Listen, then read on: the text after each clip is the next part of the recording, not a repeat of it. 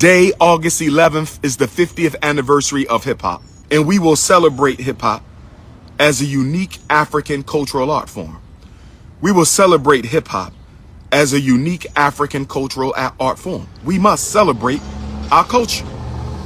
But just because we celebrate our culture doesn't mean we cannot critique our culture, brothers and sisters. We have to also critique the culture as we celebrate the culture.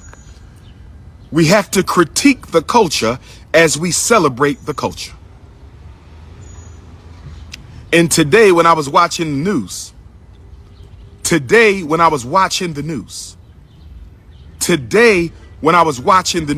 I heard it was alleged today on the news that the hip hop community, and they didn't say who, the hip hop community is trying to reconcile its history of quote unquote homophobia. They said the hip hop community is trying to reconcile its history. Excuse me, the exact words used on television was the hip hop community is trying to reconcile its struggles with homophobia. It struggles with homophobia. It struggles with homophobia. So I'm trying to figure out, who are the leaders of the hip hop community? Because it is a very disorganized community like the rest of Black America. The hip hop community is a very disorganized community like the rest of Black America. But somebody got to help me understand, who's trying to reconcile hip hop with the Rainbow Gang? So are we saying that the next 50 years of hip hop, I'm trying to understand, overstand, and understand this.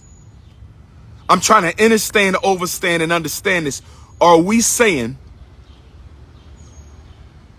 that the next 50 years of hip hop will be focused on embracing anti-Black masculinity? I need somebody from the hip hop community to confirm or disconfirm these allegations.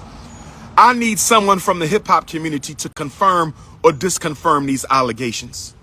I need someone from the hip hop community to confirm or disconfirm the allegations I heard today on network television, where they did a segment. I don't know if it was Good Morning America, Wake Up, I don't know what show it was, but they said the hip hop community going forward is trying to reconcile as we celebrate 50 years of hip hop culture, which is African culture. Let us be clear about that. All the ingredients that went into hip hop are distinct ingredients of African culture.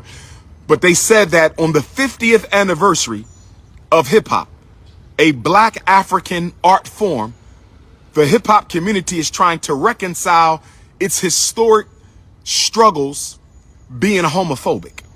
So are we saying that the next 50 years of hip hop are going to focus on anti-Black masculinity? That's what it sounds like to me.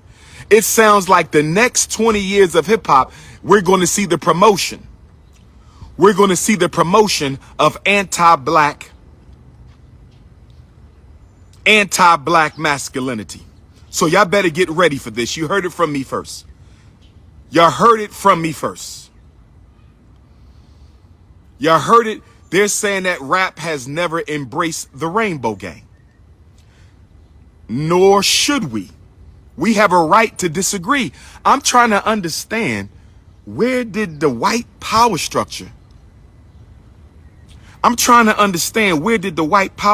get the notion that Black people don't have a right to make up their own mind about how they want to live their life? The same people that enslaved me are telling me I have to accept anti-African cultural expressions. The same people that dehumanized, murdered, beheaded, sodomized, castrated my ancestors are telling me that I have to accept European versions of culture and romance. I'm a bad human being if I don't accept anti-African expressions of romance. I'm a bad human being. But nobody's bad for killing black people. Nobody's bad for miseducating black people. Nobody's bad for gentrifying black people. Nobody's bad for the genocide of black people. But we are bad because we don't want to accept your global African depopulation strategies. Because we recognize that this is a global African depopulation strategy. And I see what's going on because hip hop is the most influential musical art form in the world. Because hip hop is the most influential musical art form in the world, y'all want to tenderize the masculinity of hip hop. Because if y'all can tenderize hip hop, if y'all can co-opt hip hop with your population control agenda, then wherever hip hop goes, so goes your agenda. I understand President Joe Biden. I understand Vice President Kamala Harris. I understand Secretary of State. I understand National Security Agency. I understand United Nations. I understand Rockefeller Trilaterals. I understand Rockefeller World Population Council. I understand Rockefeller Foreign Relations. I understand, family. I understand. I understand. So the hip hop community has to make a decision. We can respect everybody. We can respect everybody. But we have to be able to agree to disagree on things that are fundamentally opposed to the success and survival of African life and the African species. Life, culture, and species. What is the ancient Egyptian saying? Ankh, Uja, Seneb. Isn't that life, prosperity, health? Where my Kemites at? I need some clarity from my Kemites. Where my Kemites at? My ancient Kemetic scientists. Ankh, Uja, Seneb. Isn't that life, prosperity, and health? Correct? Life, prosperity, and health. So if we're talking about Ankh, Uja, Seneb, from ancient Kemet, if we're talking about Ankh Uja Seneb, what is that? Peace, life, prosperity, life, health, prosperity. But y'all get the point though. Y'all understand what I'm saying. Y'all understand what I'm saying. So we cannot contradict Ankh Uja Seneb. Absolutely. Absolutely. But give me the translation. I already know the words, my brother. What's the translation? Ankh Uja Seneb. Can I get the translation real quick? Where my Kemites at? Where my Kemites at? Is that life, health, prosperity, eternal life? What's the other two? What's the other two? Where my Kemites at? Come on, Kemites. I need some clarity. I'm calling on my Kemites. Life, prosperity, health. Thank you, Puffy Tigerfish. Thank you, Puffy Tigerfish. Life, prosperity, health. That's what I said earlier, I think. Life, prosperity, health. So if we are about life, prosperity, health, we have to stand on that. Life, prosperity, and health. Positivity and good vibrations. That's what we have to stand on. But this 50 years of hip hop that we celebrate today, the 50 years, you know, we have to take a long, hard look at hip hop culture. And we also have to look at the negativity that has been portrayed in hip hop. You know, the gangster rap takeover of hip hop that began in the late 80s, early 90s, the gangster rap takeover has to be evaluated. Or are we saying that hip hop will forever be dominated by gangster rap? That's the question. Will hip hop forever be dominated by gangster rap? Good morning, bro. How's everything? All right. Yes, sir. Yes, sir. So yes, with the hip hop, we have to look at the gangster rap, because as far as I'm concerned, if we are not going to sanitize gangster rap out of hip hop, then it might be time to throw hip hop out. I'm gonna say it. If the leading hip hop artists, the elders and the youth, the pioneers and the disciples of hip hop, if we are not going to sanitize gangster rap out of hip hop and turn hip hop back into the progressive, political and positive art form that it was, then we might as well throw the whole thing out. I don't want to throw out the baby with the bathwater. I don't want to. No. We're not going to play that game. We're not going to play that. Hip hop is different from rap. We are not going to play that game, because to me, that's a coward's game. That's a coward's game. That's for hip hop to say rap is not hip hop. That is a coward's game. You know why that's a coward's game? Because when y'all at the BET Awards, nobody makes that distinction. When y'all at the Grammy Awards, nobody makes that distinction. When y'all at the American Music Awards, nobody makes that distinction. When y'all at the Vibe Awards and the Source Awards, nobody gets up there and says, we need separate awards for hip hop and gangster rap. Nobody ever says that. The only time y'all want to separate gangster rap from hip hop is when you are asked to hold the gangster rappers accountable. Am I wrong, brothers and sisters? Am I wrong, brothers and sisters? Is it not true? Is it not true? Am I wrong? If I'm wrong, tell me I'm wrong. Tell me I'm wrong. The only time you hear hip hop artists talk about separating gangster rap from hip hop is when it comes time to hold each other accountable. And since a lot of our pioneers are cowards, and a lot of the disciples of hip hop are also don't want to lose their credibility. They don't want to lose their credibility with the streets. They don't want to lose their credibility with the corner boys. They are afraid to hold gangster rap accountable. So don't tell me gangster rap is not hip hop when y'all don't make that distinction no other time. And if we need to debate this, let's get on the Breakfast Club and debate this. Somebody get Charlemagne on the phone. Get DJ Envy on the phone. Let's debate what is and what is not hip hop. And if gangster rap is not hip hop, why don't the hip hop community hold the gangster rappers accountable?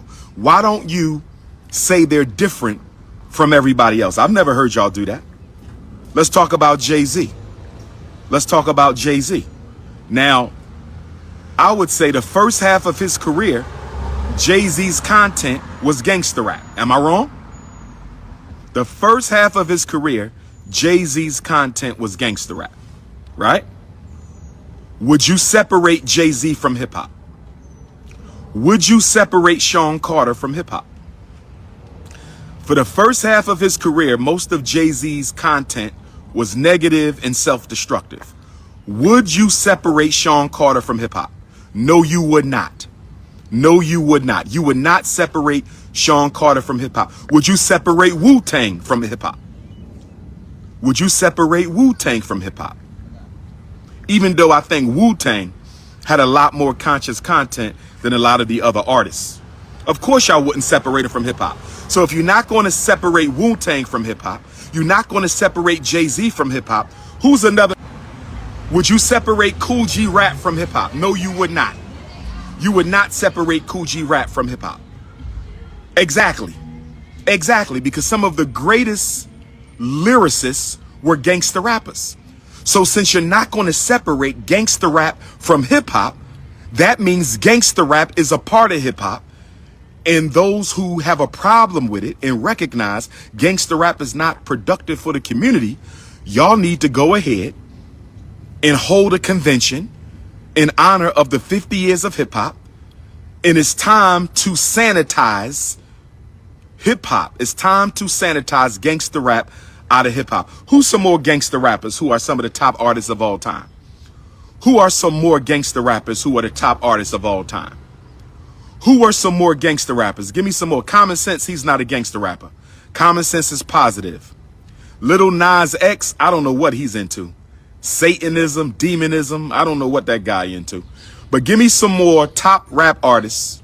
Would you separate NWA from hip hop? Would you separate NWA from hip hop? Would you separate Lil Wayne from hip hop? Would you separate Snoop Dogg from hip hop? Peace, good brother. Would you separate them from hip hop? No, you would. Would you separate the Notorious B.I.G. from hip hop? Would you separate? No, you would not. So if you're not going to separate the gangster rappers from hip hop, that means gangster rap is a part of hip hop, and hip hop has a responsibility to sanitize the gangster rap element out of the culture. You have to sanitize the gangster rap element out of the culture. You have to sanitize the gangster rap element out of the culture. And if y'all don't want to do that, I don't want to hear no more peace in the streets from the hip hop community. I don't want to hear no more peace in the streets from the hip hop community. Nobody's drill rap is a part of gangster rap. Don't try to make the drill rappers worse than the gangster rappers. They are all responsible for promoting and celebrating black genocide. Can we be honest? Can we be honest? Can we be honest? Or are we going to be cowards? Let me tell you what this conversation sounds like. Let me tell you what this conversation sounds like. Let me tell you, know what this conversation sounds like? This is the conversation you have with the Christians or the Muslims. Much respect to my Muslims and Christians, no disrespect. Much respect to my Muslims and Christians, no disrespect.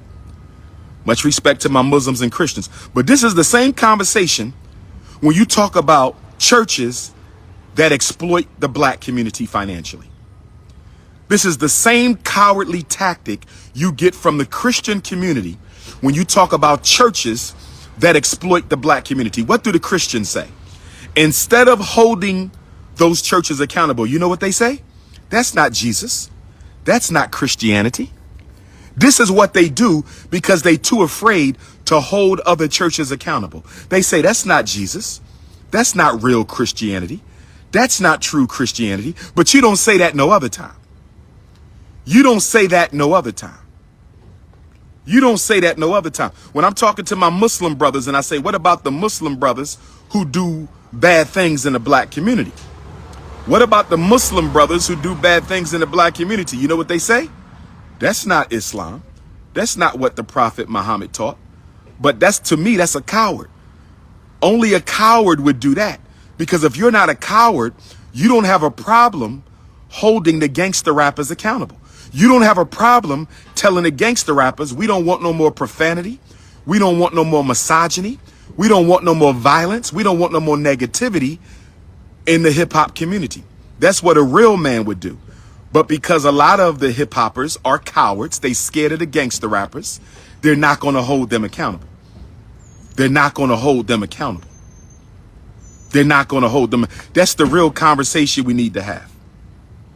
We celebrating 50 years of hip hop? Or are we going to have a real conversation about hip hop? Are we going to have a real conversation about hip hop? Or are we just supposed to celebrate this as if it's the greatest thing that ever happened to the black community, even though the hip hop community hasn't built a single relevant institution for the people? 50 years, can somebody show me a single relevant institution? 50 years of hip hop, right? Can somebody show me a single relevant institution that the hip hop community has built for black America? I'll wait for an answer. Have they built a school? Have they built a supermarket? Have they built a factory? Have they built a bank? What I said, relevant institution.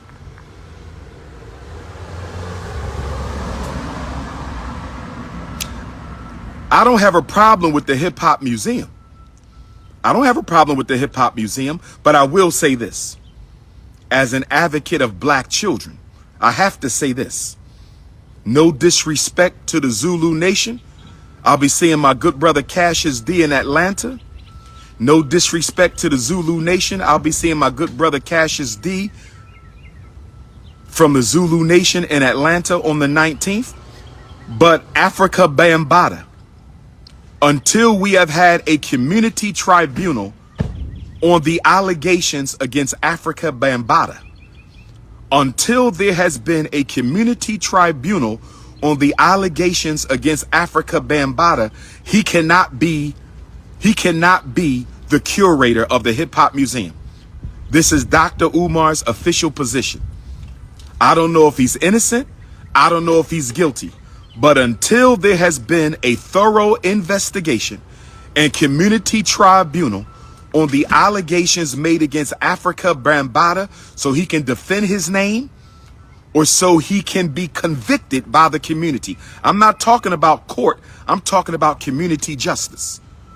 We need a tribunal on the charges and allegations made against Afrika Bambaataa. And until Afrika Bambaataa has stand trial, until he has stood trial for the allegations made against him, he cannot be the curator of the Hip Hop Museum. That is my official position. I don't care who don't like it. If we're going to talk about peace, justice, and prosperity, let's talk about peace, justice, and prosperity. What up, Kev? So, listen, y'all, I'm not beating up on the hip hop community, and I respect the pioneers and fathers of hip hop. Okay, DJ Kool Herc is a friend of mine. DJ Kool Herc is a friend of mine. All I'm saying is I don't want us to go into the next 50 years of hip hop with the same garbage that plagues the hip hop community right now. Okay? If your 15-year-old child can't listen to a hip hop song, we have a problem. If your 15-year-old child can't listen to a hip hop song, we have a problem. If your 15-year-old daughter can't listen to a hip hop song, we have a problem. If I can't play that music inside of the Frederick Douglass Marcus Garvey Academy, we have a problem. So that's number one. That's number one. That's number one. Okay? Hip hop didn't create the violence. Hip hop didn't create the gangs, but hip hop glamorizes it and popularizes it. Can we be honest? Or are we going to keep living in denial? Or are we going to keep living in denial? And when are we going to have the tribunal for Afrika Bambaataa? There needs to be a 50th year tribunal for allegations made against Afrika Bambaataa. You have to do that. You have to do it. He cannot be the progenitor of that museum if he's guilty. And I'm not saying that he is. I don't know. I'm not saying that he is.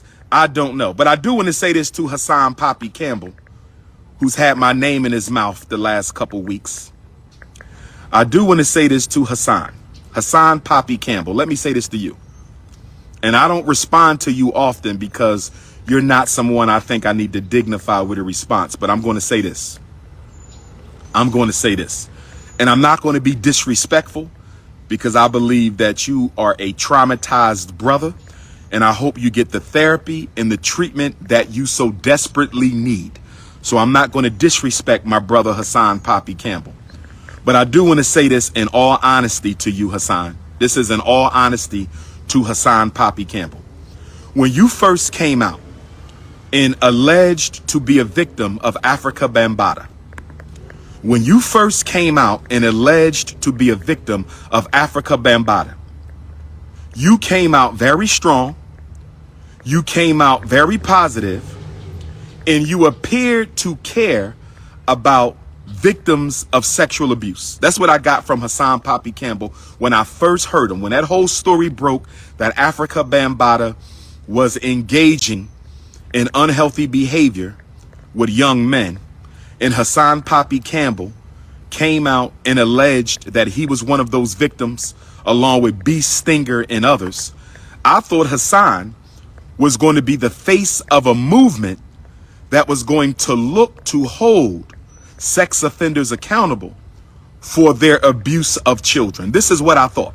I said, that brother right there, he sounds strong, he sounds positive, and I think he's going to organize all the I thought he was going to organize all the sexual assault victims in New York, get them together, and start a program to protect children and other people from being preyed upon by grown men and women. This is what I thought Hasan Poppy Campbell's movement was all about. This is what I thought. But I'm going to be honest with you, Hasan Poppy Campbell. And if you want to have a conversation with me, brother, we can have a conversation. To me, being a psychologist, I'm just being honest. To me, looking from the outside in, to me, it looks like you used your alleged victimhood to build a career as a social media YouTuber. That's what it looks like to me. I'm just being honest. I'm not disrespecting Hasan. I'm not throwing him under the bus. But to me, what appeared to be a movement to protect children from sex abuse. I'm talking to Hasan Campbell right now. I'm talking to Hasan Campbell right now. What appeared to me to be a movement to protect children from sex abuse became a opportunistic venture for one man to build a social media YouTube career off of his pain and the pain of other children. And I'm gonna say this to you, Hasan, because you got time to fix this. I'm gonna say this to you, Hasan Poppy Campbell, because you have time to fix this. It ain't too late. From man to man, if Hasan Campbell does not go back to his original crusade when he popped on social media talking about child sex abuse, if Hasan Campbell doesn't start a foundation, an organization, a task force, a movement, if Hasan Poppy Campbell doesn't do something productive, progressive, and positive to address child sex abuse in the black community, I'm going to have to label you a hypocrite. I'm just going to keep it honest, my brother. I'm just going to keep it honest, Hasan. Because what it looks like to me, brother, you are one of the top YouTubers. You are one of the top YouTubers, my brother. You're one of the top YouTubers. And to me, I think the money and the attention of YouTube threw you off your path. I think the money and the attention of YouTube threw Hasan Campbell off his task. So I'm going to challenge my brother Hasan Campbell, and I'm being respectful. Okay, I hope he responds in a respectful way, because I know he often gets triggered and go on his emotional trauma tangents. I know he can get triggered and go on his emotional trauma tangents. But I want Hasan Campbell in his next live, after he's done cursing me out, I want him to address why he has not, in all these years of being on YouTube, and I think he's been on YouTube a good 5-6 years. Why hasn't Hasan Campbell done anything to address child sex abuse? That's all I want to know from Hasan. Now, let me get back to this 50 years of hip hop, and I think I'm done with this topic. Let me get back to this 50 years of hip hop, and I think I'm done with this topic. But I would love to be the facilitator of the Africa Bambaataa Community Tribunal on sex assault allegations. I would love to be the facilitator as a neutral party. As a neutral party, I would love to be a facilitator. I would love to be a part of the conversation about the hip hop museum. Okay. And I would love to be a part of the conversation what we're going to do to sanitize hip hop of gangster rap in the next 50 years. So let me jump off of that. I want to go to Africa real quick. Let's talk about the brewing war in the Sahel in Africa. As you all know, there was a coup in Burkina Faso, there was a coup in Mali, and there was a coup in Niger. ECOWAS gave the leader of Niger a certain amount of time to restore the democratically elected president to office in Niger. ECOWAS said that if the president of Niger does not stand down and put the democratically elected president back into office, they are sending a military force into Niger. They are going to send a military force into Niger. This is what I think. I think ECOWAS is a puppet of the French government, and I think the French government has ECOWAS going into Niger to start this war so they can protect the uranium deposits. That's what I think this is about. I think this is a bad move by the West African community. We do not need any more war in Africa at this time. We don't need any more wars in Africa. So I hope that the president of Nigeria, the president of Ghana, the president of Gambia, the president of Liberia, the president of Cote d'Ivoire, the president of Cameroon, the president of Togo, and the president of Benin, I hope they reconsider their threat. I hope they reconsider their threat.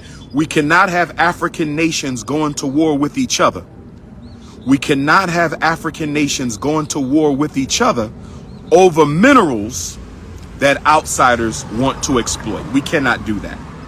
We cannot do that, because the only people who are going to suffer if there is a war in West Africa will be our elders, our women, and our children. We cannot accept that. So I'm hoping the presidents of African nations reconsider sending military forces into Niger. That will not benefit Africa at all. Our people need peace. Africa needs peace. I am against any war in Africa. I am against any war in Africa right now. You cannot be going to war to protect the uranium deposits for the French government. That is not our problem. They can get uranium from other places. There are 6 countries in the world who produce more uranium than Niger.